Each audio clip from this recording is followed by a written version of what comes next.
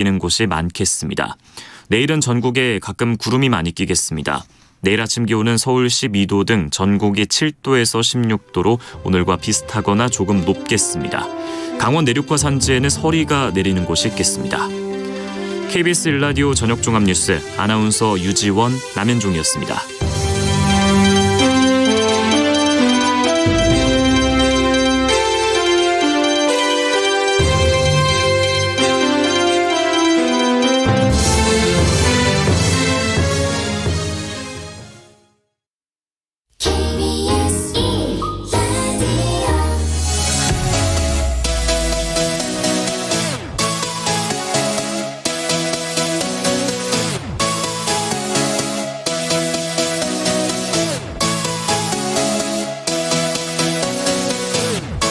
KBS 열린 토론.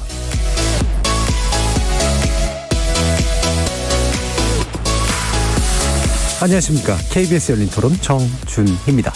한반도에 다시 일본의 어두운 그림자가 들이오게 되지 않을까, 그 결과를 만들어내지 않을까 심히 우려됩니다. 종북몰이 그리고 색깔론 공세를 펼치고 있습니다. 해방 이후에 친일파들이 했던 행태와 다를 바가 전혀 없습니다. 경계해야 할 것은 극단적인 친일이 아니라 극단적인 친북 아닙니까? 한반도에 우길기가 걸릴 수 있다고 말씀하셨는데 그럼 인공기는 걸려도 괜찮다는 말씀입니까? 진의를 호도하고 왜곡하면 안 된다. 역사 공부들 좀 해야 됩니다. 예? 그건 식민사관이 아니라 역사 그 자체예요. 제발 공부들 좀 하십시오. 천박한 친일 역사 인식이며 집권 여당의 대표로서 역대급 망언입니다. 이재명 더불어민주당 대표, 성일종 국민의힘 정책위 의장, 정진석 국민의힘 비대위원장, 박홍근 더불어민주당 원내대표의 목소리 차례로 들어보셨습니다.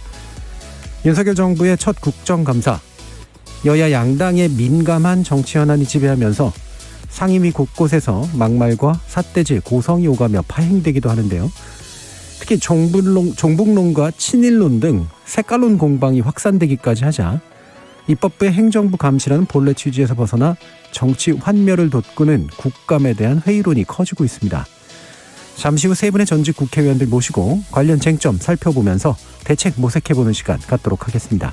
KBS 열린 토론 지금부터 시작합니다. 살아있습니다. 토론이 살아있습니다. 살아있는 토론, KBS 열린 토론.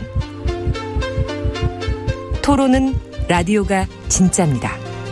진짜 토론, KBS 열린 토론.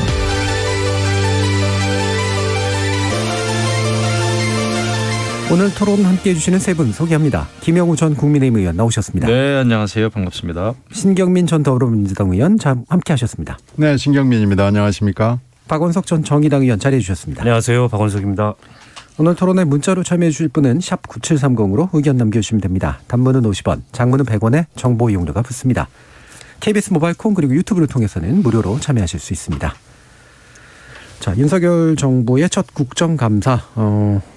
핵심은 종북이냐 친일이냐로 지금 갖고 있는 그런 상태인데요.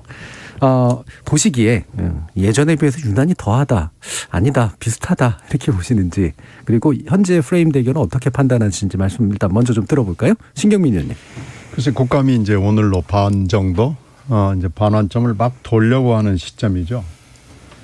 그런데 예상을 저희들이 얼마 전에 했을 때도 이번 국감은 대선 3라운드에 어떻게 보면 서막을 알리는 그런 기점이 될 거다라고 봤죠. 근데 그건 맞았는데 양태는 훨씬 더 이상하게 됐습니다. 지금 경제 위기가 뭐 다방면으로 물가부터 시작을 해서 석유까지 쭉 돼 있고요. 환율 문제 심각하고 이런 경제 위기가 한 덩어리가 있는데 안보 위기가 겹쳐 보이거든요. 네. 근데 이제 그렇게 됐어요. 근데 이제 국감이 끝나고 나면 미중 우크라이나 사태 지금 전쟁하고 미중 관계가 뭐 심각해질 게 눈앞에 환히 지금 보이거든요. 이 와중에 이 종북론, 친일론, 그러니까 친북, 친일 이걸 가지고 싸우고 있는데 그 또 와중에 김문수 지금 경산호 위원장까지 해서 이것도 이제 그 종북 논쟁 비슷하게 되는 거 아니겠어요? 이렇게 가면은 이제 국감 끝나고 나면은 우리가 뭘 했냐? 이런 국감 계속 이렇게 해야 되는 거냐? 뭐 이렇게 갈 수밖에 없을 겁니다. 근데 이게 뭐 국감 제도 개선의 문제도 물론 있지만은 그거보다는 여야가 이렇게 계속 가서 될 것이냐? 그리고 앞으로 지금 다가올 위기, 현재의 위기, 뭐 과거의 위기 이게 뭉뚱그려져 가지고 이 눈덩이처럼 우리 앞에 지금 몰려오고 있는 상황인데 이거 이렇게 가가지고 앞으로 여야 관계 그리고 대통령실의 문제 뭐 이렇게 보면은 이게 앞길이 안 보입니다. 지금 암담하고요. 이건 뭐 협치를 지금 논할 때는 지나가 버린 것 같고 앞으로 도대체 여당과 야당 또 국회와 행정부 사법부는 어떻게 해야 될 것이냐. 이거 아주 국가의 근본 문제를 고민을 해야 되는 시점이로 점점 우리가 한 발 한 발 가고 있는 거 아닌가라고 생각이 돼서 굉장히 좀 암담한 느낌이 있습니다. 예. 저희 코더 이름을 조만간 바꿔야 되나 하는 생각이 하는데 김영우 의원님. 네, 그래도 협치를 바라며 말씀을 드리겠습니다. 예. 이번에 이제 그런 뭐 색깔론이 나오는데 이것이 어제 오늘의 일만은 아닙니다. 그렇죠. 근데 이제 워낙 21대 국회 특히 대선과 지선 끝나고 지금의 여야 관계가 강대강 갈등 상황 또 혐오의 정치를 활용하는 이런 그 여야 관계다 보니까 더 심해진 것 같아요. 근데 저는 뭐 여당도 잘못이 있고 야당도 잘못이 있습니다만은 제가 볼 때는 이번에 좀 야당이 이런 색깔론을 좀 자극한 것 같다라는 생각이 들어요. 먼저 그러니까 이재명 민주당 당대표는 갑자기 이 한미일 그 동해에서의 연합훈련을 가지고 결국은 우길기 얘기까지 나왔어요. 네. 그러면서 또 이제 국방위원인데 그러면서 또 이제 또 방산업체 주식은 또 보유하고 있고 그래서 뭐가 좀 말이 안 된다. 정말 세상에 이런 일이 라는 그런 프로에나 나올 만한 일들이 지금 막 벌어지고 있는 것 같습니다. 정치권에서. 예. 그래서 이것이 결국은 여든 야든 자기의 어떤 자당의 강성 지지층 결집을 위한 그러니까 모든 게 그것이 압도하다 보니까 국정감사에서의 무슨 정책질이나 정책 답변은 눈 씻고 찾아보기 힘들다. 이렇게 된 거죠. 그리고 제가 정말 국방위 오래 했고 국방위원장도 했습니다마는 지금 북한의 그 도발이 심상치가 않아요. 예. 그럼 국방위에서도 이거에 대한 대비 태세라든지 이거에 대한 그 한미일 간의 협력 문제라든지 이게 지금 그 질의가 되고 답변이 돼야 되거든요. 그런데 뭐 우길기 얘기 나오죠. 방산 주식 얘기 나오죠. 북한의 그 핵 위협에 대해서 이재명 당대표는 본인이 또 국방위원이고 야당의 당대표면 그런 것을 궁금해해야 하거든요. 네, 네. 그리고 문 정부 때도 이미 한미일 안보 협력을 문재인 대통령 스스로 여러 차례 강조를 했고 또 제주 근해에서도 그렇고 한미일 연합훈련을 그때도 했습니다. 그러면 그게 다 친일 국방인가요? 그거 아니지 않습니까? 그래서 지금의 국감에서 벌어지고 있는 논쟁은 제가 볼 때는 전적으로 정치 논쟁이다. 예, 예. 이래서는 안 된다라는 생각을 하면서 아주 착잡한 심정입니다. 예. 세상에 이런 일이는 다른 프로그램이라 여의도에 이런 일이로 한번 바꿔볼까요? 박원석 의원님. 이게 좀 지금 국회에서 여야가 보이는 모습이 사실 극단적인 퇴행의 모습이라고 저는 생각합니다. 네. 매우 유감스러운 상황이고요. 물론 이제 대통령 선거가 워낙 박빙의 승부였고 끝난 지 얼마 안 됐기 때문에 정치적으로 그 여진이 있는 거라고 볼 수도 있겠지만 앞서 신경민 의원님께서 말씀해 주셨지만 지금 우리 경제나 안보 상황이 예사롭지 않거든요. 네. 그러니까 이런 상황에서 굳이 뭐 여야가 협치까지는 아니더라도 이런 어떤 국가적 과제들에 대해서 서로 간에 대안 경쟁을 해야 되는데 이 대안 경쟁은커녕 서로를 어떤 프레임으로 낙인 찍고 그 반사 이익을 획득하려는 그런 정치의 모습을 보이는 것 같아서 진짜 대단히 유감스럽습니다. 저는 이재명 대표가 극단적인 친일 국방 그 얘기를 하셨을 때 정말 깜짝 놀랐어요. 네. 저는 사안 자체는 야당이 문제 제기하고 이슈화 삼을 만한 사안이었다고 봅니다. 과거에도 한미일 합동훈련을 했다고는 하지만 이번 훈련하고는 성격이 많이 다른 훈련이었고 과거에는 주로 이제 수색구조 훈련이라든지 미사일 훈련도 이제 탐지경보 훈련이라든지 탐지경보 훈련이라는 건 모니터 앞에서 이 군 정보 자산을 가지고 하는 훈련이거든요. 그런 것과는 좀 차원이 다른 훈련이죠. 어떻게 보면 일본 자위대는 일본 평화헌법에 의해서 군대가 아닌데 일본 자위대를 그럼 우리는 군대로 인정을 하는 거냐. 그리고 일본의 지금 집권 세력이나 일본의 우익들 같은 경우에는 군사 대국화에 야심이 있잖아요. 네.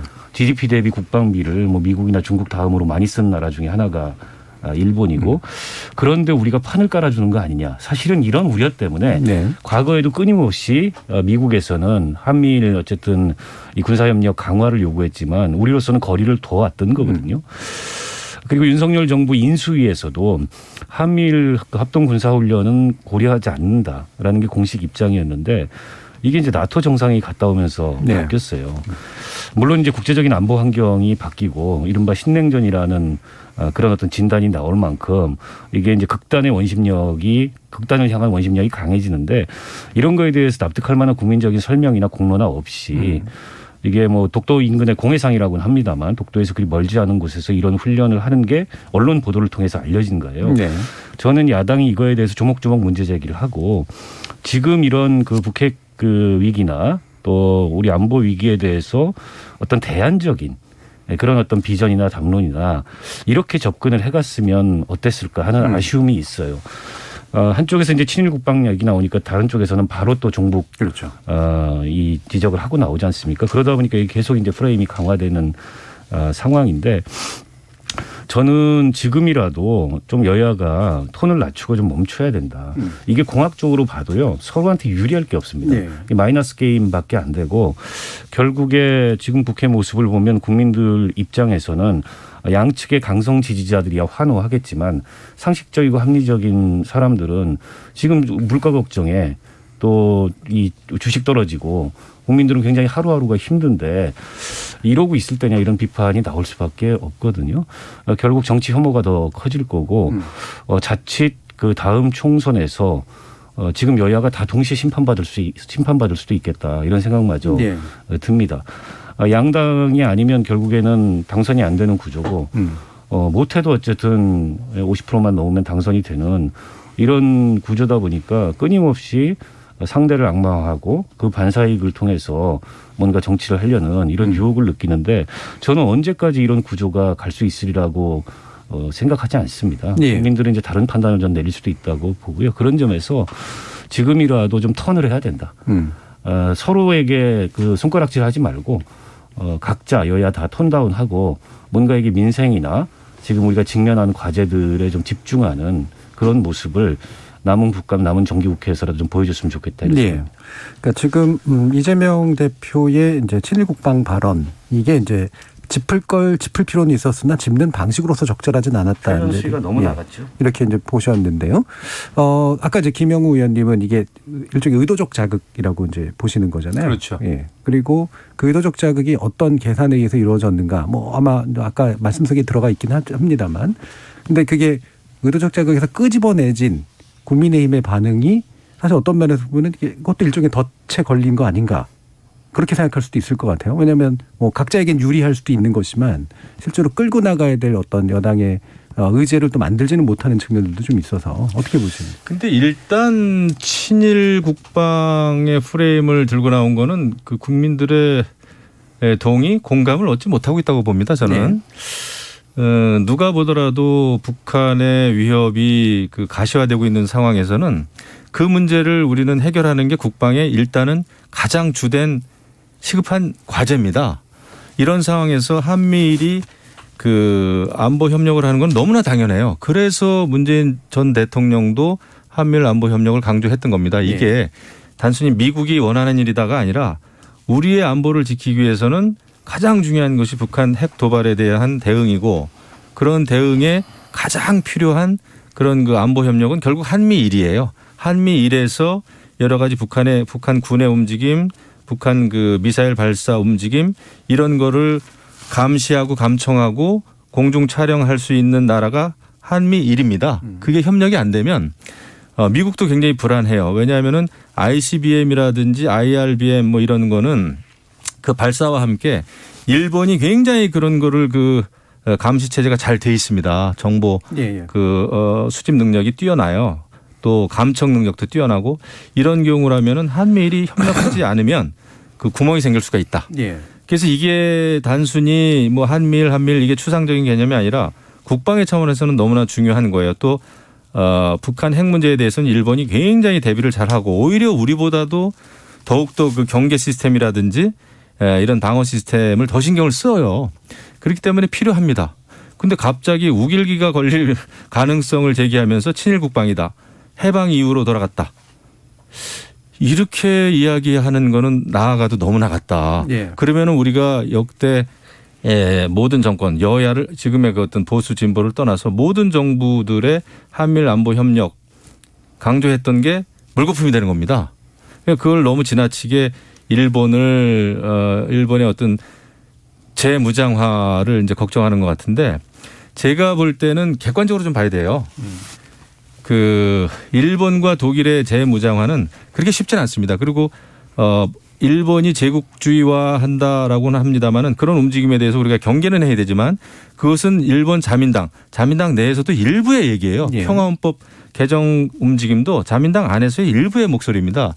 근데 대한민국에 우길기가 걸리면 어떻게 하느냐라고 하는 이재명 당대표의 그 표현은 현실적이지도 않고 바람직하지도 않고 저는 그렇게 봅니다. 그래서 그것은 결국은 국내 정치 여러 가지 사법 리스크 완화, 회피 그다음에 지지층 결집을 위한 것이다. 그리고 이제 종북론은 이번에도 사실 국민의힘이 꺼낸 게 아니에요. 김문수 위원장 우리 다 알지 않습니까? 속에 있는 생각 그대로 이야기하는 직설적인 분이고 정치를 하면서도 투사형 정치가였어요. 그런 분이 이제 굉장히 이제 강성 보수 우파인데 그런 분에게 과거에 했던 발언을 국감장에서 문제 삼으면 결국은 국감을 하지 말자는 얘기예요. 결국 싸우자는 얘기입니다. 거기서 비롯돼 가지고 국감이 정상화되지 않았죠. 물론 김문수 위원장의 발언을 우리가 정무적으로 판단했을 때 조금 달리 했으면 어땠을까라는 생각은 하지만 그것은 김문수 위원장에게 우리가 바랄 수 없죠.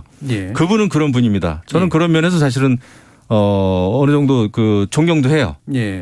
정말 그 뭐랄까 자기 소신 그렇게 밝히고 물론 그 직책을 맡지 않았으면 어땠을까라는 생각은 저는 해본 적은 있어요. 왜냐하면 이게 워낙 합의라든지 협치라든지 그게 중요시 되는 위원장이었기 때문에 하지만 그렇게 이미 임명이 된 이후에 그 과거에 했던 얘기를 문제 삼으니까 그 자리에서는 그런 방향으로 갈 수밖에 없다. 충분히 예측이 가능했던 문제다. 저는 그렇게 봅니다. 이거를 뭐 그냥 짧게만 내용을 존경하시는 건가요? 아니면 그 태도를 존경하시는 건가요? 그런 그 태도와 일관성이죠. 사실은 정치를 하면서 물론 우리는 이제 협치를 해야 되고 타협을 해야 되고 이런 거를 중요시합니다만은 소신 아닙니까? 소신이고 거기에 대해서는 뭐 이렇다 저렇다 우리가 평가는 있습니다만은 저는 그 김문수 지사의 그런 성품 저는 그거 탓하지 않습니다. 솔직히 말씀드리면. 신경미 의원님. 전 뭐 별로 존경하고 싶지 않고요. 60년대 말 70년대 사실 운동권의 대스타였거든요. 김문수 의원요. 저렇게 망가질 수 있는가? 그걸 소신이라고 포장할 수 있는가? 그건 그렇고 이걸 또 하여튼 일본 얘기는 뭐 정보 분야, 해군 분야, 공군 분야, 경찰 분야, 해경이죠. 분야 해가지고 사실 알게 모르게 많이 협조를 해왔고 그 사이에 이건 뭐 어쩔 수 없는 거죠.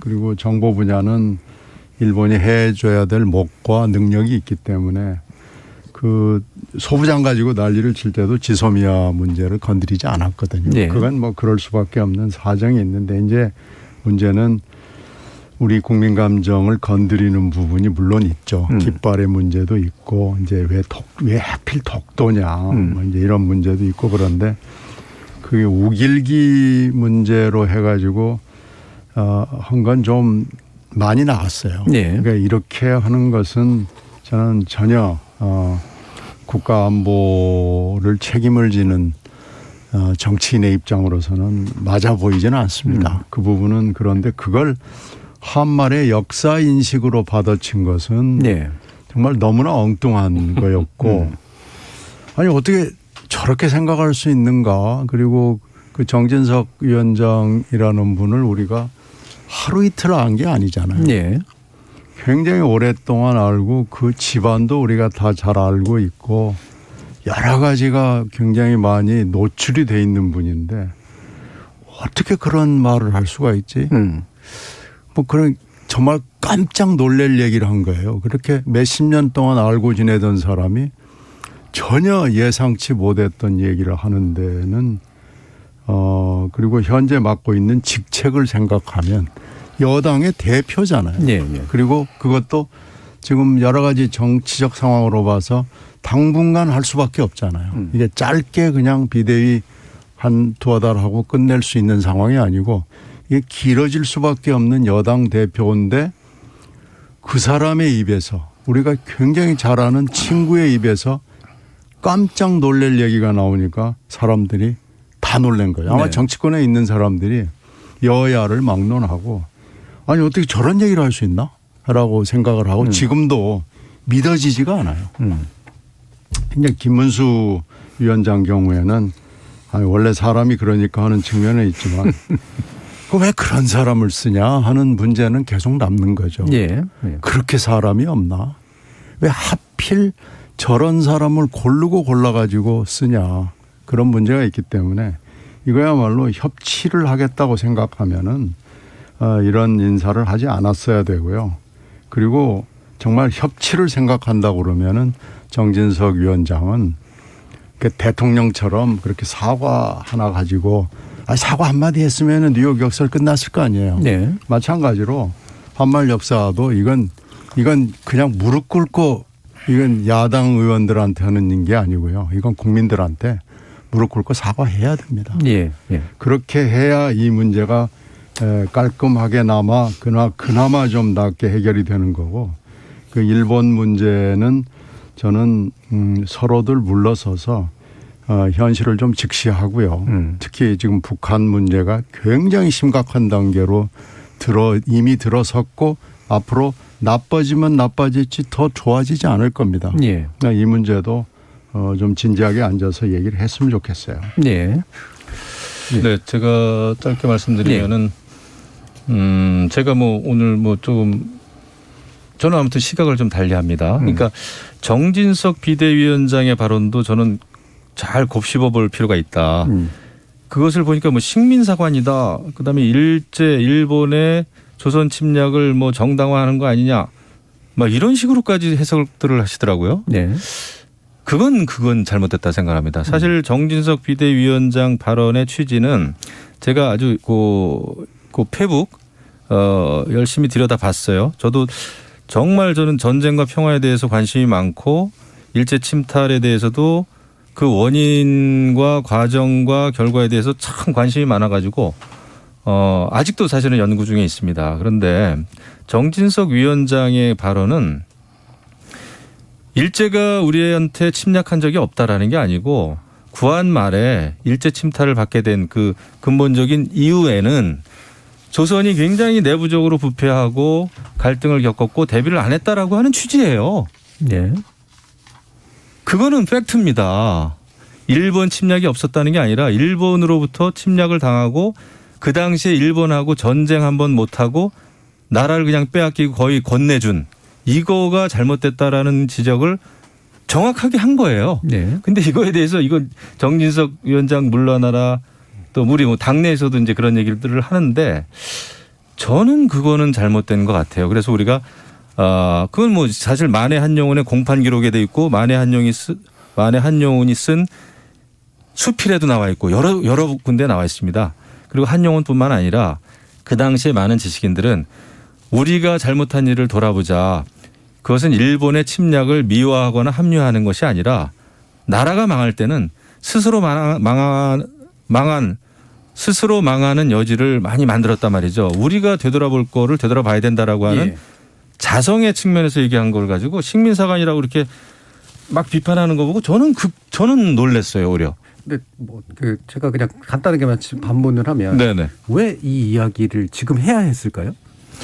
지금 그러니까 예를 들면 제가 침략자가 누구고 예를 들면 부패하고 있는 망하고 있는 나라가 누군가 사실 이런 생각들을 하게 되잖아요. 그 연결고리는 제가 찾지 못했습니다만 예. 지금 사실 이재명 당대표가 뭐 친일 국방 얘기하고 뭐 종북론도 지금 일어나고 막 그런데 제가 볼 때는 내부적으로 국론이 너무 분열되면 안 된다라고 하는 차원 같아요. 근데 그것까지는 제가 직접 물어보지 않아서 모르겠습니다. 예. 근데 지금 뭐 여러 상임위에서 벌어지고 있는 또 양당 간에 벌어지고 있는 이런 논쟁과 갈등이 솔직히 지금 맥락이 있나요? 막 중구난방 아니겠습니까? 예. 그런 상태에서 요것만 봤을 땐 그렇다라는 겁니다. 알겠습니다. 네, 박원석 의원님. 이거 뭐 제가 좀 반론을 말씀을 안 드릴 수가 없는데요. 저는 정진석 부의장이 한마디로 쓸데없는 얘기를 했다 이렇게 생각합니다. 그러니까 이재명 대표를 비판하기 위해서 한 얘기인데 맥락상 그게 나올 이유가 없어요. 조선 왕조가 망한 건 결국은 내부에 썩고 문드러져서 그리고 일본하고 우리가 전쟁을 한 적이 없다. 근데 아까 이제 만해 한용운 선생도 그런 얘기를 했다고 하는데 또 한 사람이 그런 얘기를 했죠. 이완용 을사늑역의 오적인 이완용이 거의 똑같은 얘기를 했습니다. 네. 같은 얘기도 누가 어떤 상황에서 하냐에 따라서 맥락이 전혀 다른 거예요. 그러니까 정진석 이 비대위원장의 맥락은 뭐냐? 전 이걸 좀 따져 묻고 싶은데요. 이분이 오늘 하신 얘기를 보니까는 국민들한테 이건 뭐 사과나 유감 표명이 아니라 역사 공부 좀 하라고 오히려 약간 적반하장격으로 요즘 적반하장이 트렌드여서 그런지는 모르겠습니다만 나왔어요. 저는 정진석 부의장이야말로 잘난 척 그만하시고 공부 좀 하셔라 이런 말씀을 드리고 싶은데 예. 조선 왕실과 전쟁 안 했죠. 일본이. 전쟁을 할 만한 힘도 없었습니다. 그러나 보십시오. 궁궐에 침입해서 한 나라의 왕비를 살해를 했습니다. 네. 그리고 어쨌든 우리 동학농민혁명군 네. 진압하면서 학살을 했죠. 그리고 1차 이병운동, 2차 의병운동 학살했습니다. 우리 네. 조선 백성들을. 그게 전쟁이 아니고 뭡니까? 조선 왕실은 무능하고 부패해서 전쟁할 힘이 없었는지 모르겠지만 어쨌든 당시에 평범한 우리 백성들은 일본한테 국권을 강탈당하지 않기 위해서 저항을 했고 일본은 그런 조선 백성들을 상대로 전쟁을 한 겁니다. 네. 어떻게 이게 일본 책임이 없을 수가 있어요? 단지 조선왕실이 무능하고 부패해서만 망했다고 할 수가 있습니까? 무능하고 부패했던 건 사실이죠. 그러나 어느 한 나라에 이 정치 체제가 무능하고 부패하면 그 나라를 집어삼킵니까? 네. 그게 정당합니까? 저는 충분히 정치인이 오해될 만한 발언을 해놓고 오히려 적반하장격으로 이 왜곡하고 있다. 이렇게 얘기하는 태도부터 좀 잘못됐다. 그렇게 충분히 오해할 만한 발언을 하지 말았어야죠. 네. 정치인이 말로 먹고 사는 직업인데 말을 명료하게 했어야지 이재명 그 대표를 비판하는 데 있어서 굳이 동원하지 않아도 될 본인의 역사인식을 동원해가지고 결국엔 이런 뭐 친일 논란까지 심지어 그 가계의 친일 논란까지 스스로 자초한 거 아닙니까? 그런데도 적반하장격으로 이제 와서 국민들한테 공부를 하라는 거는 저는 저분이 국회 부의장이더라고요. 아직도. 네. 저는 뭐 비대위원장을 사퇴하라. 제가 그 당의 구성원이 아니기 때문에 그런 얘기는 안 하겠습니다. 하지만 국회 부의장은 사퇴해야 될 것 같아요. 대한민국의 국회 부의장이 저런 역사인식을 갖고 있다는 거에 대해서 저게 일본 식민지 근대화론자들이 이 조선 침략을 정당화시킨 논리하고 논리적으로 다를 게 없습니다. 이 대한제국의 왕실이 무능하고 부패해서 우리가 보호하기 위해서 조선을 병합했다. 그래서 을사보호조약이라고까지 얘기하지 않았습니까? 논리적으로 뭐가 다릅니까? 논리 전개의 출발점이. 그런 면에서 봤을 때 저는 국회 부의장직은 당장 사퇴해야 된다고 봅니다. 예. 아니 뜬금없이 갑자기 지금 이재명 대표의 얘기를 반박을 하려다가 갑자기 한말 역사로 튀어가 가지고 여당 사람들은 그래요. 이재명 대표를 도와주려고 일부러 저렇게 망언을 한 거 아닌가? 뭐 이런 얘기를 할 정도로 뜬금없는 뭐 쓸데없는 뭐 이런 얘기를 한 거예요. 이제 그러면서 갑자기 역사 인식이 드러나고 그러면서 이재명 대표의 얘기가 잊혀져 버릴 정도로 예. 이 역사 공부 뭐 역사 논쟁이 됐는데 이 정도 되면은 이제 그냥 우리끼리 여야끼리 앉아가지고 사과해서는 될 문제가 아닌 걸로 확정이 됐습니다. 이 정도 되면 그리고 이제 할아버지까지 이렇게 들춰져 가지고 했으면은 본인의 잘못을 뉘우치고 이건 국민 앞에 사과하고요. 지금 갖고 있는 것 중에서 중요한 건 아마 그만두는 게 맞을 거예요. 그래서 이거 가지고 더 이상 논쟁을 하는 건 백해 무익한 일이고 이건 뭐 싸워봐야 이건 정진석 부의장의 백전백패입니다. 예. 이건 이미 역사적으로 여러 가지가 다 정리가 된 얘기고 이처럼 잔인한 제국주의는 우리가 겪어보지 못했습니다. 전 세계 제국주의 국가가 굉장히 많았는데 일본처럼 잔인한 제국주의를 한국이 겪었다는 건 우리가 이웃을 그렇게 뒀기 때문에 어쩔 수 없는 그런 측면이 있기 때문에요. 이걸 가지고 한말의 역사에서 뭐 이런 국민들하고 논쟁을 하겠다고 그러는 건 정말로 잘못된 거기 때문에 이건 빨리 정리하고 본래 지금 우리 얘기는 자 지금 이 북한의 핵 문제를 우리가 어떻게 대응할 것이냐라는 거 아니겠어요? 예. 이때 이제 한일 간의 협력과 협조를 어떻게 해야 되느냐, 어디까지 하고 뭐는 우리가 지켜야 되느냐. 이 얘기로 이게 돌아가는 문제도 지금 우리가 잊어버렸습니다. 예. 그러니까 우리 원래의 논쟁의 본류로 다시 돌아가기를 희망합니다. 예. 그러니까 북핵 대응을 위한 적절한 협력의 방안은 무엇인가? 그러나 그 협력의 과정에서 혹시라도 국민이 우려할 것들은 제어할 수 있는 최대한의 노력은 어떻게 해야 되는가? 사실 이제 이게 이제 핵심적인 아마 논쟁의 주제가 돼야 될 텐데 역사인식 문제로 자꾸 넘어가 버려서 이게 좀 아쉬운 면들이 있는 것 같은데요. 일부 마치기 전에 요거 하나만 또 짚어주시면 일단 김용우 위원께 먼저 다시 여쭙겠는데 김문수 경산노위 위원장이 뭐 가지고 있는 소신의 적절성 문제는 별개로 치더라도 그거를 자극해서 이제 꺼내졌다라고 지금 보신 거잖아요. 저는 그런 측면이 있다고 봐요. 네. 왜냐하면은 그 제가 알고 겪어본 김문수 위원장은 아까도 말씀드린 대로 정말 그 직진하는 분입니다. 예. 그렇게 평생을 살아오셨고 이제 그런 분이 경산노 위원장을 맡았을 때 저도 조금은 의아해했어요, 사실은. 좀 더 보수 전체 또 특히 이제 강성 보수 입장을 이제 많이 피력해 왔던 분이기 때문에 그런데 그분은 그 국감장이 됐든 어디든 그 이것저것 많이 뭐 눈치 보고 재고해가지고 답변할 분은 절대 아니거든요. 그게 뭐 정무적으로 옳은 건 아니죠. 어떻게 보면 우리 정치하는 사람 입장에서. 하지만 그런 분한테 지금 그 환노위에서 현안도 엄청나게 많고 한데 그걸 굳이 작년, 재작년 또 대통령에 대해서 어떻게 생각하느냐 또 작년에 왜 나에 대해서 그런 발언을 했느냐부터 시작이 됐습니다. 그러다 보니까 이분은 본인의 얘기를 한 거예요, 솔직하게. 그리고 이제 물론 윤건영 의원하고 상임위원장, 그 상임위원들에게는 사과는 하셨더라고요. 근데 그 다음에 이제 또 대통령에 대해서 어떻게 보느냐. 그거 가지고 결국은 퇴장까지 당했는데 저는 다분히 그 지금 상황에서는 김문수 위원장을 어찌 보면은 매개로 해서 그 국가 파행을 일으킨 데는 민주당도 책임이 있다. 이렇게 생각을 합니다. 그래서 좋은 모습은 아닙니다만은 지금 그만큼 극도로 여야가 이제 부딪히고 있다는 그 생각을 좀 하고 있고요. 그 보니까 야당 의원들도 굉장히 말을 또 심한 말을 너무 많이 했어요. 뭐 방송으로 이야기하기 좀 어려울 정도로 뭐 맛이 갔다 내지는 뭐 등등등등 얘기를 하는데 저는 그것도 옳지는 않다고 봐요. 그러니까 경산노위 위원장에 대한 뭐 일종의 뭐 국정감사에서 해야 될 질문들은 아니었다라고 이제 보신 거죠. 네, 저는 그 색깔론, 종북론, 친일국방론, 김문수 지사에 대한 그런 어떤 그 문제 제기 그런 걸 그 도발한 측면이 있다 생각을 합니다. 결과가 굉장히 지금 안 좋긴 한데요. 박원석 의원님. 그 경산노위 위원장이 국무위원은 아니지만은 장관급입니다. 그리고 그 미션이라는 게 어쨌든 이게 사측과 노측과 정부가 우리 노동시장의 여러 가지 과제와 현안들을 일종의 사회적 대화를 통해서 합의를 이끌어내야 되는 굉장히 소통을 많이 해야 되는 자리입니다. 그 자리에 김문수 위원장이 임명된 배경은 이분이 과거에 노동운동가였다. 근데 한번 생각해 보십시오. 그분이 노동운동가였던 시절은 한 40년 전입니다. 그분 그 인생에서 정치 이력이 훨씬 더 길죠.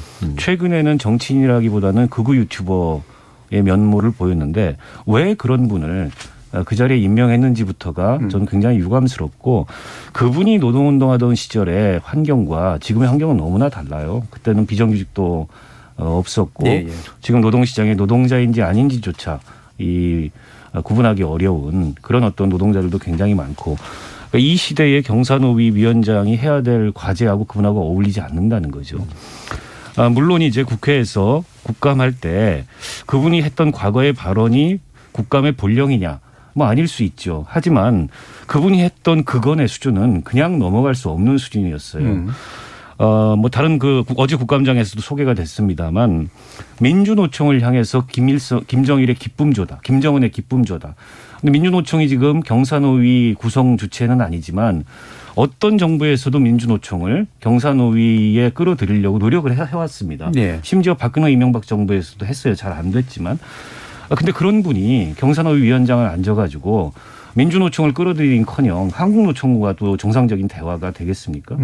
도무지 맞지 않는 자리에 저분을 임명해 놓은 데다가 그런 질문이 나오면 과거의 그 발언에 대해서는 지금은 달리 생각한다든가 아니면 사과를 하든가 과거에 그런 발언을 했던 거에 대해서 지금도 그렇게 생각한다는 거잖아요. 네. 마지못해 사과를 했지만 그리고 나서 저 문재인 대통령에 대해서 김일성주의자다, 사형감이다 이런 극언을 하고 있어요. 국무위원은 아니지만 국무위원회 버금가는 굉장히 중요한 자리에 앉아 계신 분이 그렇게 상식적이지 않은 어떻게 보면 좀 이 반사회적인 그런 발언을 하는 것에 대해서 어떻게 국회에서 그냥 넘어갈 수가 있겠습니까? 저는 저분 계속 사고 친다고 봐요. 전 대통령실도 굉장히 당황스러울 거라고 생각을 합니다. 예. 지금 어쨌든 국회에서 뭐 친일 반일 이런 논란이 있습니다만 그 뉴욕 발언 이후에 지지율 좀 회복하려고 그러니까 정진석 부위원장이 저런 식으로 또 거기다 찬물을 끼얹고 김문수 위원장이 또 저런 식으로 찬물을 끼얹고 어떻게 보면 대통령 입장에서도 굉장히 정치적으로 이게 부담스러울 수밖에 없는 상황이에요. 예, 예. 이게 뭐 국면 전환이 안 돼요. 이렇게 되면은 야당으로서 저런 극언을 듣고서 어떤 야당이 저걸 참을 수가 있겠습니까? 반대로 국민의힘이 그런 그 모욕을 들었다면 혹은 전직 대통령을 향해서 이 민주당이 임명한 어떤 위원장이 나와서 그런 발언을 했다면 국민의힘도 참지 않았을 거예요. 예. 저는 김문수 위원장을 그 자리에 앉힌 것부터가 극우 유튜버를 데려다가 경사노위 위원장이라는 중책을 맡긴 것부터가 잘못됐고 저분은 전혀 그 직을 수행할 준비가 안 돼 있다는 것을 예. 어제 국감 현장에서 스스로 저는 입증했다고 생각합니다. 예. 그러니까 장관급 되게 중요한 위치를 맡고 있는 분에게 있으면 안 될 그런 시각을 검증당한 셈이고 노동자, 그 협상의 파트너인 노동자를 이제 이렇다면 이제 친북의 시각에서 이제 바라보는 그런 태도를 없애지 않는 한 그 직위에 맞겠느냐 이런 이제 말씀이십니다. 그렇죠. 뭐 예. 처음부터 김문수 위원장은 그 자리에 맞지 않는다고 뭐 진지게 봤는데 어저께 확인이 된 거죠. 근데 뭐 이게 청문회 자리는 아니니까요. 청문회를 거치지 않는 자리니까 어제 사실 청문회 비슷한 얘기를 한 건데. 그 난장판이 다 돼버린 건 어떻게 보면 기대보다 훨씬 더 참사가 벌어진 거고 사실 김문수 위원장 인사 때 국가교육위원장으로 나온 이배용 전 이대 총장 이분도 이제 아직 데뷔는 안 했지만 데뷔하면 거의 참사가 될 가능성이 굉장히 높은 게 거의 모든 학교가 거부한 역사 국정교과서를 주창한 분이기 때문에요. 이분도 아마 만만치 않을 겁니다. 네. 그러니까 왜 이런 인사를 하냐는 거죠. 도저히 그 자리에 걸맞지 않는 가서는 걸맞은 건 그만두고 가서는 안 되는 깊이 인물들을 그 자리에 하는 거고요. 오늘 나온 기사로도 깜짝 놀랐습니다. 전문건설공제협회장의 이은재 전 의원을 했는데 이분도 이 자리에 뭐 전문성을 떠나서 그 사이에 그 현직 의원으로서 했던 행태를 봤을 때는 도저히 맞지 않는 거죠. 그 MS 독점을 했다고 교육감더러 물러나세요라고 했던 코미디 같은 일부터 시작을 해서 정보위 간사를 하면서 했던 여러 가지 행태들 보면은 도저히 공직을 맡기기에는 굉장히 부적합한 분들 이것에 속하거든요. 그래서 이런 인사를 하지 않아야 협치의 길이 조금이라도 보일 텐데 지금 그나마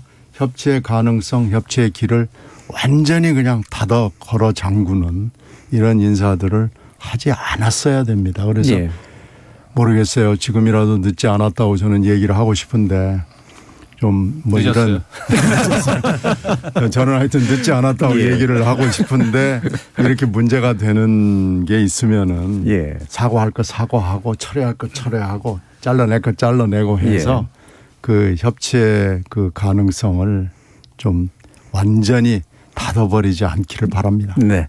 자, 일부에서 뭐 여러 가지 좀 민감한 이야기들이 나오긴 했는데요. 이어지는 2부에서 늦었는지 늦지 않았는지를 좀 더 한번 전향적으로 살펴보도록 하겠습니다. 청취자 문자 한번 들어보도록 하죠. 정의진 문자 캐스터. 네, 지금까지 여러분이 보내주신 문자들 소개합니다. 2095님. 참 국회를 보면 화가 나는 걸 떠나서 우울하고 슬픕니다. 정말 할 말이 없습니다. 살아갈 자식들 보기에 부끄럽네요. 김진희님. 나라 안팎으로 너무 시끄럽고 어지러운 일들이 많아 걱정됩니다. 이런 상황에서 여야가 정쟁만 일삼으니 더 불안하고요. 협치를 위해 여당이 먼저 분위기를 조성해야 하지 않을까 싶네요. 서초롱님. 요즘 좌파 운운하는 건 시대착오적이라 여겨집니다. 심리학자이자 여러가지 문제연구소 소장인 김정훈 교수는 오늘날 다양성을 강조하면서 우파, 좌파가 있으면 아파, 뒤파, 아래파, 위파도 있다고 하셨어요. 정치인들만 구시대적인 색깔론에 얽매이는 것 같습니다. 브래드 피트님. 일본 상공으로 북한 미사일이 통과한 상황입니다. 일본의 훈련 참여는 당연한 거죠. 북한 핵에 대응하려면 한미일은 반드시 연합해야 합니다 해주셨고요. 서유미님. 일제 식민 지배에서 벗어난 지 3세대도 지나지 않았는데 일본한테 군사 도움을 받겠다는 건 이해가 안 됩니다. 위안부 사과를 받았나 강제징용 사과를 받았나 아직도 전범 참배하는 일본 의원들을 생각해보세요. 일본의 무장화 경계해야 합니다. 9190님. 자유당 시대부터 군사 독재 정권이 막을 내릴 때까지 얼마나 많은 사람들이 빨갱이로 몰려 억울하게 목숨을 잃었는데 아직도 빨갱이 운운하면서 종북몰이를 하고 있으니 이건 정말 아니죠. 정신 좀 차리십시오. 7086님. 여야 협치는 현실상 이제 불가능하다고 봅니다. DJ, YS 같은 정치 리더가 없습니다. 통솔력이 없는 정치인들이 각자 하고 싶은 대로 말하고 행동하고 있는데 무슨 협치가 이루어집니까? 정정자님. 여야 막론하고 국회의원 여러분들 각성하고 제발 나란 일 좀 제대로 하십시오 라고 보내주셨네요. 네, KBS 열린 토론. 이 시간은 영상으로도 생중계하고 있습니다. 유튜브에 들어가셔서 KBS 1라디오 또는 KBS 열린 토론을 검색하시면 지금 바로 토론하는 모습 보실 수 있습니다. 방송을 듣고 계신 여러분이 시민 논객입니다. 계속해서 청취자 여러분들의 날카로운 시선과 의견 보내주세요. 지금까지 문자캐스터 정의진이었습니다. 토론이 세상을 바꿀 수는 없습니다. 하지만 토론 없이 바꿀 수 있는 세상은 어디에도 없습니다.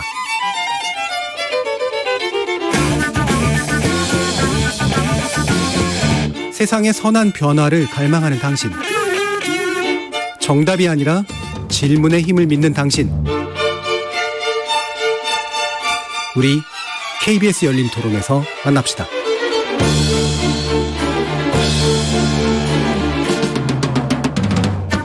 KBS 열린 토론 2부 신경민 전 더불어민주당 의원, 박원석 전 정의당 의원, 김영우 전 국민의힘 의원 이렇게 세 분과 함께 국감의 대안이 될 수 있는 어떤 것들이 있는가 한번 좀 살펴보도록 할 텐데요.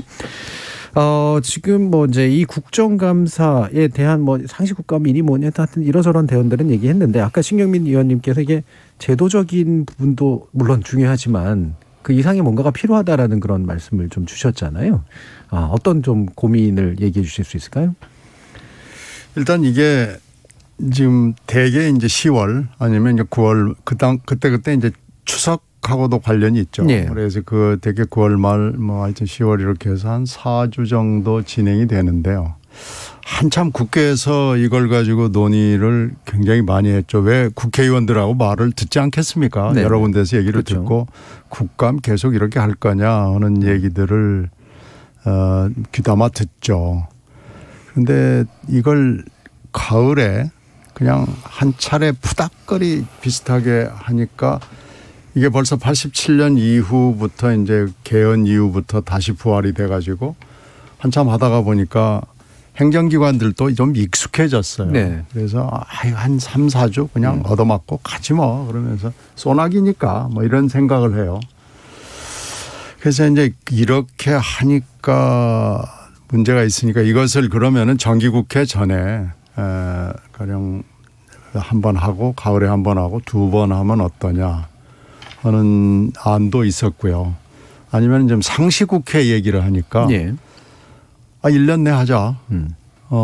미국이 그렇게 하거든요. 미국이 모든 청문회식으로 네, 그렇죠. 상임위를 합니다. 그리고 소위 위주로 돌아갑니다. 지금 근데 우리는 소위 위주로 돌아가기에는 너무나 많은 제도 개선이 필요하기 때문에 뭐 큰 방향은 그렇게 장기적으로 보더라도 지금 현재 18개 상임위원회를 가지고 굴린다고 하면은 나누는 방안 또 아니면 1년 내 365일 국회를 열어놓는 방안 뭐 이렇게 하는 것이 현재로서는 좀 좋은 방안이긴 하고요.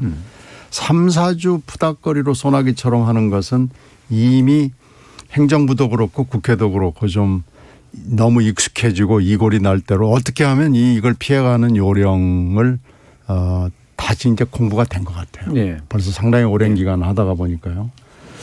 그래서 하여튼 기간 문제 뭐 이런 걸 또 하나는 증인 채택할 때 보면 이번에 교육위가 대표적인 건데요. 여야 간사들을 이제 합의를 시키는데 죽어도 안 됩니다. 그래서 어떤 경우에는 제가 직접 겪은 거는 아예 증인 없이 하는 경우도 봤어요. 네. 그러니까 기관 증인 만 그것만 해가지고 그냥 그러니까 맹탕이죠.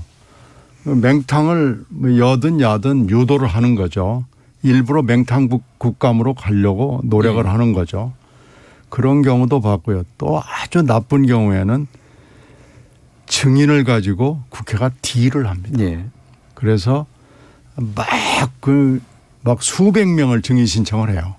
그러면서 하나하나 이제 봐줄 거 봐주고 뭐 이러면서 거기서 나쁜 뒷거래가 있는 경우도 있었고요. 어떤 경우에는 핵심 증인을 빼기 위해서 여야 간사들이 또 딜을 하는 경우도 예. 있고 아주 나쁜 겁니다. 그래서 증인 부분은 일단 뭐 특별하게 문제가 없으면 증인은 무조건 나오고요. 그리고 만약에 위증이 나오면은 위증은 여야가 합의를 해서 합심으로 검찰에 고발을 하고 처벌을 중하게 해야 됩니다. 그렇지 않으면은 나와가지고 엉뚱한 소리를 하거나 아니면 이번에 교육위처럼 다 도망가는 거예요. 그러니까 이번에 교육위의 그 증인들은 다 도망간 거 보니까 증인 선정은 아주 잘한 거죠.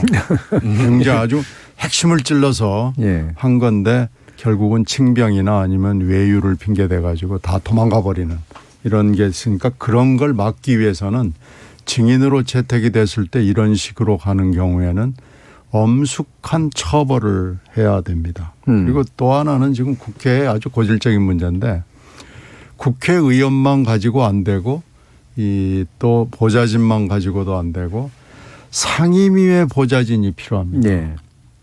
미국 의회가 강한 이유는 보면은요. 상임위 스텝이 굉장히 강합니다. 그리고 강력한 권한이 있고요. 상임위 스텝들이 여야를 막론하고 여야 상임위 스텝들이 상임위를 위해서 충성심을 가지고 일을 하는 국회여야 된다라는 거죠. 그래서 그런 제도가 갖춰지지 않으면 지금처럼 하는 국감은요.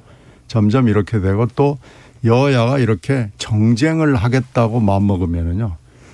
이번에 여러분들이 보시는 국감처럼 이러다가 맙니다. 네. 이러다가 10월 한 달 그냥 가는 거고 저희들도 몇 주 전에 이걸 예상을 하면서 아마 10월 한 달 굉장히 실망스러운 국회의 모습을 보여드릴 것에서 매우 죄송하다는 말씀을 미리 드릴 수밖에 없다고 말씀을 드린 기억이 제가 있어요. 그래서 이런 제도 개선이 필요하고 플러스 여야가 정말 행정부를 감시 감독하겠다.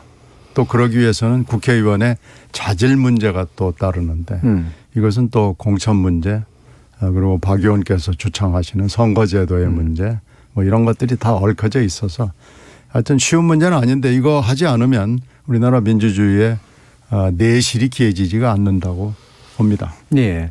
뭐 정치 제도 전반이 사실 얽혀 있는 그런 문제인 것 같긴 한데요. 상시국감 이슈라든가 위증 문제 또는 증인 채택의 문제 그리고 상임위에 대한 지원 업무를 강화하는 문제 이런 정도로 일단 좀 짚어주셨는데요. 박원석 의원님 어떤 건가요? 그러니까 저는 국감하면 가장 지금도 제 뇌리에 인상에 남아 있는 게 피감 기관들의 거짓말과 자료 회피입니다. 자료 제출 회피입니다. 그게 사실은 국회의원들로서 가장 스트레스를 받는 일이에요. 정말 안 줍니다. 끝까지. 마지못해 이제 한바탕 난리가 나면 그때서야 찔끔 자료를 주는. 저는 국정감사는 이 전선이 여야 간의 전선이 아니고 정부와 국회의 전선이어야 된다고 생각해요. 그렇죠. 어떻게 보면은 여야는 협업을 해야 됩니다. 어쨌든 국회의 고유한 기능이 정부의 국정을 감시하는 기능을 갖고 있기 때문에. 근데 매번 국감을 하면 마치 정부 대리전을 여당은 치르고 야당은 또 거기에 대해서 문제 제기하고 이게 원래 국감의 취지에 맞는 전선이 만들어지지가 않아요. 뭔가 이게 왜곡돼도 크게 왜곡됐다고 생각하고 앞서 이제 제도적 개선 사항은 우리 신 의원님이 잘 말씀을 해주셨지만 그동안에 이제 여러 비판과 지적들 또 전문가들의 제안 이래가지고 그거대로만 제도 개혁을 한다면 제도는 저는 충분히 합리적으로 바꿀 수 있다고 생각을 해요. 지금도 이제 상시국회를 사실상 하고 있는 셈이잖아요. 짝수달에는 다 국회가 열리니까. 물론 이제 증인을 채택하거나 자료 제출이 의무화돼 있거나 그러진 않습니다. 국정감 임시국회 때는. 근데 그거는 조금 이제 임시국회를 어떻게 운영하느냐에 따라서 제도를 조금만 바꾸면 상시국회처럼 운영할 수 있다고 보는데요. 사실은 지금 이렇게 여야가 국정감사에서 막 이런 뭐 이데올로기 전쟁을 치르고 프레임 전쟁을 치르고 이러면은 조용히 미소 짓고 웃고 있는 거는 피감기관이고 정부입니다. 그렇죠. 요때만 넘어가면 되거든요. 사실은 국감을 제대로 한다면 지난 1년 동안 행정부의 여러 가지 정책 판단의 잘못이나 또 이 공무 집행에 있어서 여러 가지 문제점들이 드러나게 할 수 있어요. 근데 이제 그런 일들은 다 뒷전이고 이게 마치 여야가 그냥 이 전쟁 치르듯이 국감을 치르는 모습은 국정감사의 취지에 너무 벗어나 있다고 생각을 하고요. 그렇다 보니까 이제 국회의 권능이라는 게 갈수록 저는 약해질 수밖에 없다고 생각하고 이게 이제 행정부 공무원들 같은 경우에 즐겁죠. 이런 상황이 여야가 대신 싸우고 있고 어떻게 보면 자신들이 좀 숨기고 싶은 게 드러나지 않는 그런 시간이 되다 보니까 얼마든지 그 자리에서 시간 때우는 게 제가 보기에는 뭐 공무원들 입장에서 나쁘지 않은 상황이 만들어져 있다고 보고 이렇게 되면 이제 국정감사 무용론이 나오겠죠. 이 국정감사 해서 뭐 하냐. 맨날 늘 하던 싸움 국정감사랍시고 더 크게 싸우는 이런 모습만 여야가 반복해서 보이는데 저는 그래서 조금 이제 이 협치까지는 아니더라도 국회 본연의 이 기능과 역할을 고려했을 때 여야가 대전 치르는 이런 국정감사가 아니고 행정부를 어떻게 감시하고 국민의 대표자로서 또 행정부가 잘못하는 것 국민의 손실이잖아요. 그러니까 국민의 이익을 위한 그런 국정감사를 할지에 대해서 저는 좀 고민을 해야 된다 이렇게 생각합니다. 예. 뭐 정의당이 이제 행정부를 담당해보지 않아서 이렇게 아마 당당하게 아마 얘기해 주실 수도 있는 것 같은데 실제로 참 어려울 것 같아요. 입법부 안에서 진짜 여야가 협업을 한다는 게 참 원칙적으로 정말로 맞는 말씀이신데 담당을 하고 계시는 국민의힘에서는 여당은 안 해보셨군요. 네.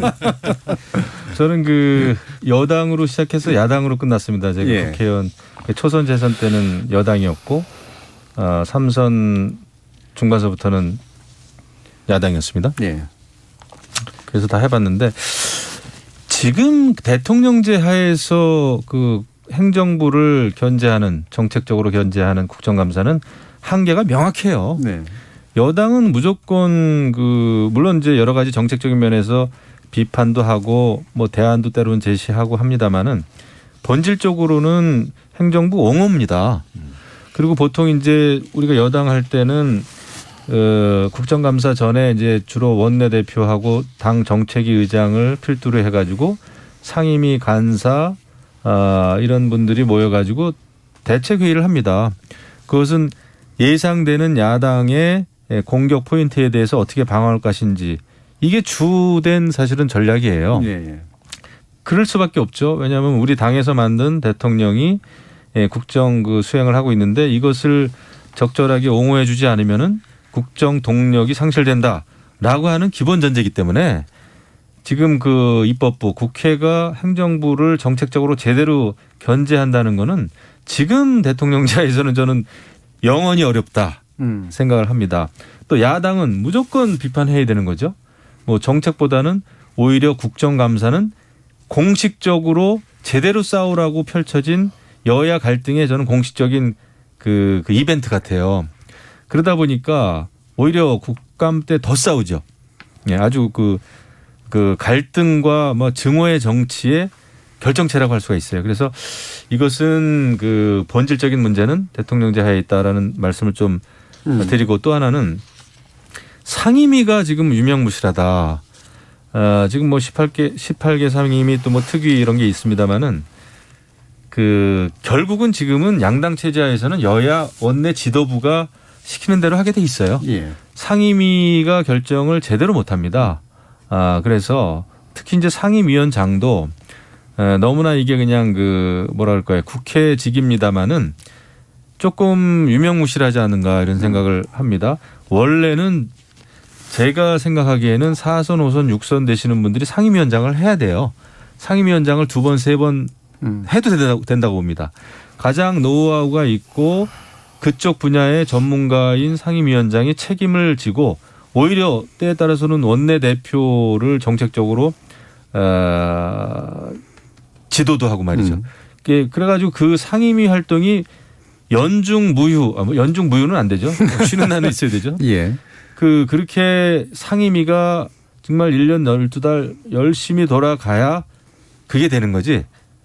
20일 동안 그 국정감사 한다 그래가지고 어떻게 그게 행정부를 감시를 하냐고요. 행정부에 있는 그 관료들은 평생을 그 일을 해오기 때문에 항상 이렇게 그냥 이렇게 순환제 거의 비슷하게 돌아가는 상임위원들에 있어서 전문성에 있어서 일단 행정부에 안 됩니다. 네. 그러니까 제대로 된 정책 감사를 하기가 힘들고, 정말 아까 우리 이제 박원석 의원님이 말씀하셨듯이 중요한 자료들을 주지 않으면은 국정감사를 제대로 할 수가 없어요. 네. 그래서 지금의 이게 제도적인 저는 문제를, 그러니까 의원들 한 분 한 분의 어떤 역량과 이거를 뭐 우리가 탓하고 싶지만 그거와 함께 저는 제도의 문제도 굉장히 크다 이렇게 생각합니다. 예. 그래서 아까 이제 정의당의 입장처럼 이 제3의 입장에서 바라보는 분들의 의견이 사실은 훨씬 더 이제 합리적인 대안들에 연결돼 있을 가능성이 높은데, 지금 나오는 것 중에 또 다른 것 중에 이제 시민 참여형 국감 같은 거, 그다음에 아까 이제 뭐 이제 그 상임위 지원에 대한 얘기도 해주셨지만 국회 입법조사처에서도 이런 얘기를 하는 것 같아요. 실제로 국정감사 이후의 사후 조치 이 부분을 또 제도적으로 강화한다. 이런 것들을 또 어떤 견해를 가지고 계신지 박원석 의원님 말씀해 주시죠. 그 국회 입법조사처에서 나온 지적이 핵심인데요. 네. 이 국정감사가 별로 실효성이 없는 게 지적사항이 매년 반복되는 경우들이 많아요. 그러니까 작년에 지적했던 거, 뭐 올해 또 지적하고, 지난 국회에서 했던 질의를 뭐 국회가 바뀌었는데 또 질의하고, 이 얘기는 이 강제력이 없다는 거죠. 강제력을 가지려면 결국에는 상임위에서 뭐 감사를 의결하든가 뭐 고발을 의결하든가 이렇게 해야 되는데 그런 경우가 드물어요. 여야 합의가 잘 안 됩니다. 정말 심한 경우에 뭐 감사 정도 의결하는 경우가 있고, 증인이 정말 의도적으로 뭐 국감을 회피했다 이런 경우 이제 상임위에서 의결해서 고발 조치하는 경우들이 있는데, 일반적인 경우는 아니고요. 그렇다 보니까 국감에서 맨날 입 아프게 얘기해봐야 이게 시정이 안 되는 겁니다. 그리고 국감 때 이제 피감기관에서 단골로 하는 답변이 의원들 질의 시간이 짧잖아요. 피감기관은 뭐 그런 시간 제한이 없고 의원들 질의 시간이 다 포함이 돼요. 그 시간까지. 그러니까 뭐 마지막에 가서 그냥 어영부영 의원님 제가 따로 보고 드리겠습니다. 보고 안 해요. 그리고 그렇죠. 언제 한 번도 와서 한 번도 와서 보고하는 적을 못 봤습니다. 서면 답변으로 뭐 제출하겠습니다. 그것도 그냥 꽝가 먹은 소식이에요. 그래서 저는 이 국감의 강제력 실효성을 높이려면 사후 조치의 강제성을 부여해야 됩니다. 그래서 그 국감에서 지적된 사항들에 대해서 마지막에 쫙 정리해가지고 그거는 그 이행 조치를 그 다음 상임위 때부터 계속 보고하도록 그렇게 강제하지 않으면 그냥 그 자리만 때우는 겁니다. 피감기관들 입장에서는 그 상황만 모면하는 거고, 심지어 뭐 거짓말도 밥 먹기도 하고 금방 들킬 일을, 그게 이제 국감이 어떻게 보면 좀 굉장히 허구화돼 있는 거죠. 근데 이거는 국회가 여야를 떠나서 스스로의 권능을 갉아먹는 짓을 하고 있는 거예요 지금. 그래서 아까 이제 김영우 의원님께서는 대통령제 하에서 어쩔 수 없는 측면이 있다고 말씀을 하시는데, 대통령을 보호하겠다는 거하고 정부를 오히려 국회 여당이 대변하는 거하고는 전혀 다른 일이거든요. 이건 대통령을 보호하는 차원을 넘어서서, 대통령은 바뀌어도 행정부는 계속 가는 거 아닙니까? 그리고 거기 있는 관료들도 대체로 그 자리에 있고 그 내에 여러 가지 부조리나 여러 가지 개선이 필요한 문제들이 있는데 그걸 막고 있는 거예요. 여당만 되면. 민주당이 여당일 때도 마찬가지였습니다. 그렇다 보니까 이게 갈수록 국감의 무게가 떨어지고 행정부나 관료들 입장에서는 그 20일 기간만 때우면 된다. 어떻게 해서든지 최대한 자료도 안 주고 최대한 어쨌든 그 거짓말을 해서라도 그 상황만 모면하면 된다. 근데 이런 요령이 점점 더 익어가지고 갈수록 이게 이제 국정감사가 정쟁의 장 이상의 어떤 실질적인 역할을 못하는 것 같아요. 예. 뭐 이게 다른 나라 얘기라서 우리가 잘 안 봤습니다만 제가 영국에 있었을 때는 그 문화나 미디어 쪽 담당하시는 그 상임위원장이 상임위원회 시작해서 상임위원장까지 거의 한 30년 하신 분이 있었거든요. 최고의 이게 전문가죠. 모든 걸 관료보다도 잘하는 이제 그런 모습들이 있었는데 결국은 이제 국회 권능을 어떻게 강화할 것이냐 이런 문제일 텐데 신경미 의원님 말씀 주시죠. 이게 참 어려운 문제예요. 그러니까 결국은 상시국감으로 하고 그리고 이제 미국 제도를 일부를 좀 원용을 해가지고요. 자료 제출이나 증인 문제에 대해서 부실화되거나 거절을 한다거나 거부하면은 엄숙하고 엄정하게 처벌을 강화하지 않으면은 관료도 그렇고요. 증인들도 이번에 보면 다 도망가 버리잖아요. 네. 그리고 특히 이 국감 때마다 이제 재벌 총수들을 어떻게 할 것이냐라는 걸 가지고 막 난리를 치는데 빼주겠다. 재벌들 나오는 경우가 드물고요. 나오는 경우에도 그냥 뭐 적당히 와서 좋은 얘기 좀 하고 가고 뭐 그런 걸로 이렇게 일관되다가 보니까 국감이라는 게 이 도대체 이건 뭐냐? 이 로드쇼 비슷한 거 아니냐? 뭐 이렇게 될 수밖에 없는 거죠. 지금 우리나라에 굉장히 중요한 문제들이 거기서 제목이 거론되기도 쉽지가 않습니다. 그래서 그 우선순위 면에서도 그렇고 국민들한테 전혀 공감을 못 주죠. 이게 87년도에 이 제도가 개헌으로 생겨가지고 그 당시에 국민들이 열광을 했거든요. 네. 그러니까 몇십 년 동안 감춰졌던 자료들이 그렇죠. 네. 다 까발려지고 그 생전 얘기를 안 하던 증인들이 나와가지고 국회에 와가지고 선서하고 얘기를 하고 뭐 당신 그렇게 거짓말하면 감옥 갈 수 있습니다. 위증 혐의로 뭐 어쩌고 저쩌고 하는 그런 걸 보고 얼마나 그 강한 카타르시스를 느꼈게요. 네. 그러니까 그 모습을 우리가 재현하려면은 여러 가지 제도 개선이 지금 필요하고요. 국회가 내실을 쌓아야 되고요. 그리고 여당의 역할, 야당의 역할 뭐 이런 것들을 다시 한번 점검을 해서 우리가 그 방향으로 가야 됩니다. 실제는 인기 있는 상임위원회의 경우에는 의원 숫자가 너무 많아가지고 국감 내내 질문 몇 번 못합니다. 가령 뭐 아주 인기 있는 경우에는 한 30명쯤 되거든요. 그러면 하루 종일 해도 2번 하면은 끝이고요. 어떤 경우에는 뭐 7분도 다 못하고 뭐 5분으로 합시다. 뭐 그러면 사실 5분 2번 하면 10분이거든요. 그러니까 국감 내내 몇 번 질문 못하고 끝나는 경우도 있고 거기다가 이제 자료를 일부러 해태해버리고 이러면은 완전히 그냥 꽝인 거죠. 그래서 이런 국감을 더 이상 우리가 해야 되느냐라는 문제나 그 질문은 굉장히 아픈 거고요. 이 질문이 아마 올해 굉장히 심각하게 나올 겁니다. 그러면은 제도 개선 문제도 같이 논의를 해야 되는데 제도 개선은 사실은 국회에 있는 사람들이 이미 답을 다 가지고 있기 때문에요. 이것은 문제는 이제 이것을 어떻게 법제화하느냐.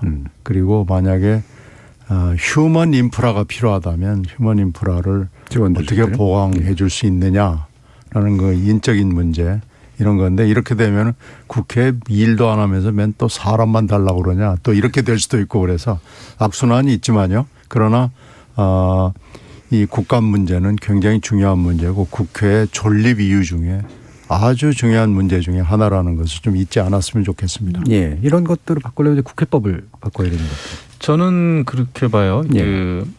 지금 이제 우리 당도 국민의힘도 뭐 윤리위가 지금 굉장히 강해졌잖아요. 당 윤리위원회가. 그렇듯이 이 국정감사도 지금도 이제 물론 그 시민평가단이라고 그래가지고 국감장에 하루 종일 앉아 있어서 그 각 의원들의 질문, 질의 수준 또 얼마나 그 자리를 지키고 있는가에 대해서는 평가를 합니다. 그래가지고 이제 그 평가 이후에 이제 뭐 상도 받고 막 이러는데 그거를 좀 더 전문화 객관화할 필요가 있다 생각을 합니다. 그리고 오히려 당 입장에서 윤리위뿐만 아니라 그런 그 국정감사를 평가할 수 있는 그 전문적인 분들이 정말 실질적인 평가를 하는 게 중요할 것 같아요. 네. 단순히 어떤 시민단체 수준이 아니고 전문성을 가지고 그 외부인으로 해가지고 그래가지고 그걸 공천에 반영을 하고 말이죠. 국정감사는 지금 굉장히 엉망이지만 이것은 국회의 권리이기도 하지만 의무입니다. 그러면은 그 의무를 다 해야 되죠. 제대로 해야 되죠. 그러기 위해서는 그런 그 국감평가위원 시스템이 저는 굉장히 필요하고 증인 같은 경우에 지금 거의 뭐 증인 근데 어렵게 신청해가지고 오면은 짧은 시간에 질의하면서 면박만 주고 어떤 사람은 불려와가지고 하루 종일 앉아만 있지 대답할 시간도 안 주고 이러니까 증인들도 굉장히 힘들죠. 정말 가기 싫죠. 그 바쁜 사람들을 불러다가 하루 종일 앉혀놓고 그래서 그런 것도 결국은 여야가 정쟁 때문에 그냥 막 무더기로 즉감을 그냥 그룹으로 신청을 해놓고 질의도 안 하는 이게 굉장히 그렇게 파행을 겪고 있는데 그런 것도 좀 실질화할 필요가 있다 이런 생각이 듭니다. 그리고 결국은 상임위가 제대로 돌아가야 제대로 된 국회가 되는 거거든요. 그래서 저는 그것을 그 상임위가 제대로 활동하는데 필요한 그런 것을 뭐 국회법을 고치든 그런 걸 고쳐야 된다고 봐요. 그렇지 않고 지금의 국감에 이것을 그냥 의지하기에는 국정이 제대로 감사될 리가 없다. 예. 이런 생각합니다. 예. 뭐 여러 가지 제도 개선 아까 이제 신경미 의원님도 말씀하셨지만 국회는 사실 이미 답을 알고 있다. 네. 예, 그렇죠. 예, 결단력과 실천력이 중요하다. 네. 어떤 식으로 좀 이 동기부여를 해서 끌고 갈 수 있을까요? 그러니까 이게 저는 공의 위기의식을 여야가 함께 느껴야 된다고 보는데 이번에 법사위 국감을 하는데 감사원의 유병호 사무총장이 국회의원이 질문을 하니까 그 질문에는 답하지 않겠습니다. 네네네. 저는 기관 증인이 출석해가지고 거짓말을 하는 건 봤어도 답을 안 하겠다고 하는 건 정말 처음 봤어요. 예. 물론 이제 그분이 워낙 유별난 예. 스타일이어서 그런지도 모르겠지만 그만큼 사실은 지금 행정부에서 이 국회나 국정감사를 보는 저는 시각이 거기에 묻어 있다고 생각합니다. 그냥 이때만 때우면 되는 거고 심지어는 우습게 보는 상황인 거죠. 소리만 빽빽 질렀지 뭐 국회가 하는 게 뭐 있냐. 이런 시각으로 국회를 대하고 있는 거예요. 근데 이거는 여당 야당을 떠나서 사실은 국회가 스스로를 갉아먹고 있는 거거든요. 여기에 대해서 저는 공동의 위기의식을 느끼고 여야가 싸울 때는 싸우더라도 어쨌든 국회의 권능을 스스로 잃으면 안 됩니다. 네. 가뜩이나 지금 국민들이 국회에 대해서 박한 평가를 내리고 계시고 그럴 수밖에 없는 그런 모습들을 국회가 많이 보여왔지만 이건 뭐 행정부가 국회 알기를 우습게 알고 그 자리만 어떻게 하면 몸에 나면 된다. 심지어 뭐 답변을 거부하는 이런 모습까지 급기야 이렇게 보이는 책임은 저는 전적으로 국회에 있다고 생각하고 그런 점에 대해서 저는 뭐 국정감사 제도뿐만이 아니라 이 국회 운영 전반에 대한 제도 개선이 필요한 건 제도 개선을 하고 그리고 말 그대로 이게 이제 국회가 하나의 그 일종의 이제 공동 운명체로서의 그런 어떤 협치 의식을 가지고 정쟁을 할 때 하더라도 선을 넘지 말아야 되는 네. 그리고 국회 권능을 스스로 지켜야 되는 영역에 있어서는 오히려 여야가 뜻을 같이 하는 이런 모습을 보여야 된다고 생각을 하고요. 이게 13대 국회 때 아까 이제 신경민 의원님 말씀하셨지만 부활이 돼서 지금 이제 뭐 30년 넘게 이 국정감사를 해오고 있는데 오히려 저는 퇴보하고 있는 것 같아요. 발전하고 있는 게 아니고 앞서 말씀하셨듯이 13대 국회 이게 부활이 돼서 정말 국민들이 열광하고 카타르시스를 느낄 만한 그런 한국 정치의 명장면들이 많이 있었는데 갈수록 그런 모습은 없어지고 이건 뭐 거의 패싸움하는 여야가 패를 나눠가지고 국민들한테 별로 유익하지 않은 이슈를 가지고 패싸움하는 이런 모습으로는 저는 더 이상 국회 발전 기대하기 어렵다고 봅니다. 예. 자, 뭐 6513님이 각 부서장 윤리도덕성 중요하지만 이념 감시하는 방식으로 질문 안 했으면 좋겠습니다라는 의견도 주셨고요. 정병관님은 좀 두려움을 많이 느끼시는 것 같습니다. 이 세계가 인정한 우리의 성과가 무너지는 거 아니냐. 여당 대표가 말한 구한말 무능한 조성완조가 지금의 정신이 아니길 바란다라는 그런 의견까지 주셨네요. 자, 오늘 KBS 열린 토론 목요일 순서는 이것으로 모두 마무리하겠습니다. 오늘 함께해 주신 세 분 박원석 전 정의당 의원, 김영욱 전 국민의힘 의원 그리고 신경민 전 더불어민주당 의원 세 분 모두 수고하셨습니다. 감사합니다. 네, 고맙습니다. 저는 내일 저녁 7시 20분에 다시 찾아뵙겠습니다. 지금까지 KBS 열린 토론 정준이었습니다.